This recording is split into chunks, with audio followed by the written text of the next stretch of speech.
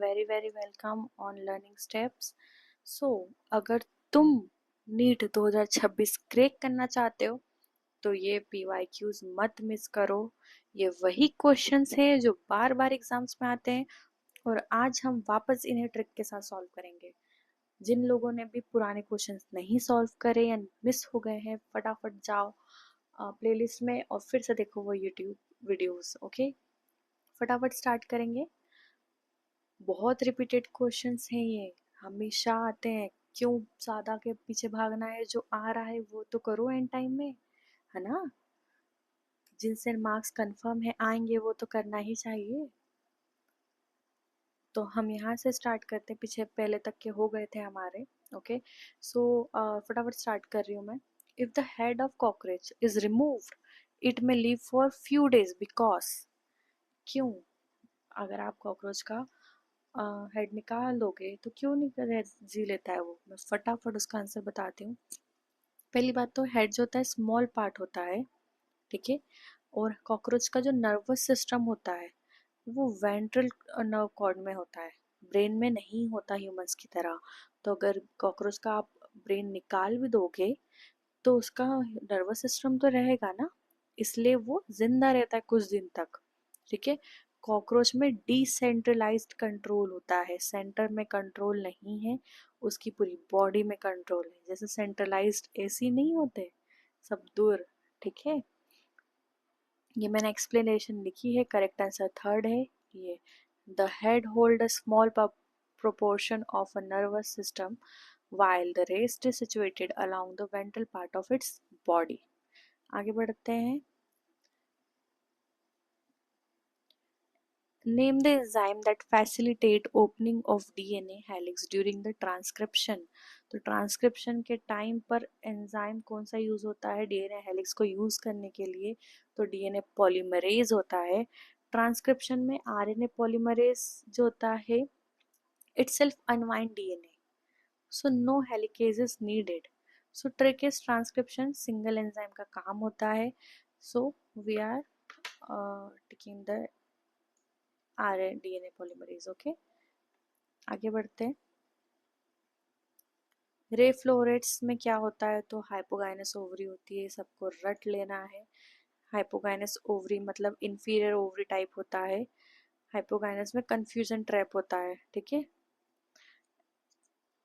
NCERT में hypogynous term use है, इसलिए यहाँ पे भी यूज हो रहा है।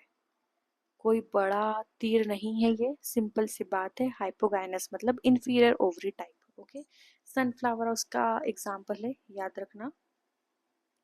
इसके पहले हमने एक सनफ्लावर वाला क्वेश्चन भी सॉल्व किया था, याद आए तो पिछले वीडियोस में जाके देखिए फटाफट और मुझे कमेंट करना देखा या नहीं देखा। Then which of the following is correct about viroids? Viroids क्या होते हैं?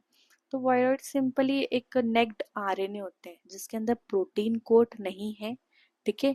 मतलब वायरस में से प्रोटीन कोड को माइनस कर दो तो क्या बचेगा? वायरॉइड्स। तो हम इसमें ऑप्शन देख लेते हैं। प्रोटीन कोड का बोल रहा है, प्रोटीन कोड देखो दो विदाउट प्रोटीन कोड वाले, पर एक जो लास्ट वाला डीएनए का बोल रहा है। अब डीएनए थोड़ी है हमारे वायरस में होता है आरएनए। ओके, नेक्स्ट आगे बढ़ते हैं। Which of the following statement is about inclusion bodies is incorrect? Inclusion bodies के लिए क्या इनकरेक्ट है?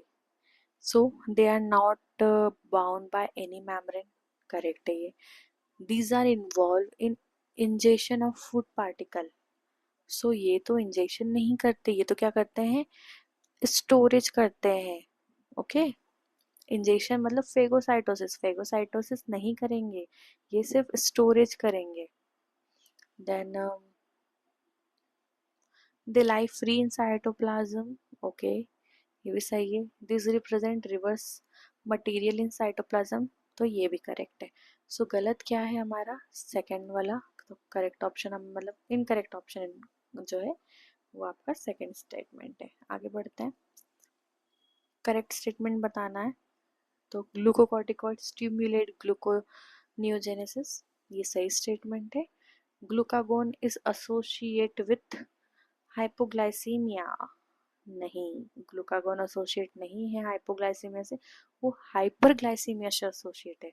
ये यहाँ पे बच्चे बहुत गलती करते हैं कि हाइपो है या हाइपर, ये देखना होता है, ठीक है। Then insulin act as a pancreatic cell and adipocyte. Insulin act करती है पेनक्रियाटिक सेल्स पे, करती है या नहीं करती है? नहीं करती है।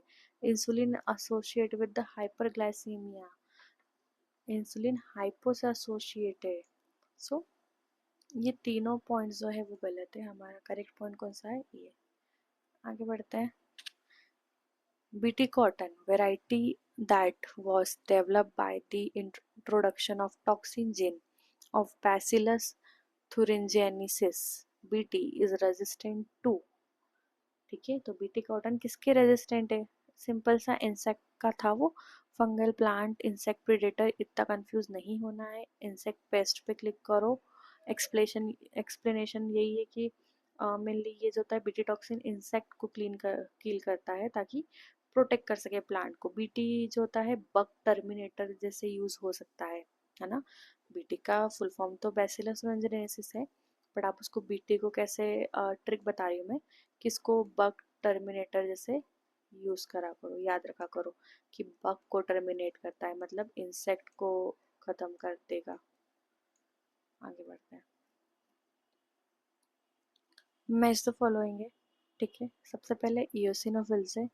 इयोसिनोफिल्स क्या से रिलीज करते हैं? हिस्टामिन, ठीक है। तो ये थर्ड वाला ऑप्शन जो है, इयोसिनोफिल्स हिस्टामिन रिलीज करेंगे। ओके, मैं कुछ गलत कर रही हूँ? Yes, histo release granules contain histamines. Basophils भी रिलीज करते हैं, बट वो डिस्ट्रक्टिव एंजाइम के साथ रिलीज करते हैं। न्यूट्रोफिल्स होते हैं फेगोसाइटोसिस करेंगे, एंड लिम्फोसाइट्स होते हैं इम्यून रिस्पॉन्स के लिए होते हैं। तो आपका करेक्ट आंसर क्या रहेगा? 2। यहाँ पर मैंने आपको लिख के दे दिया है, वैसे ही आप समझ लीजिए, ठीक है। हमेशा याद रखो ENBL।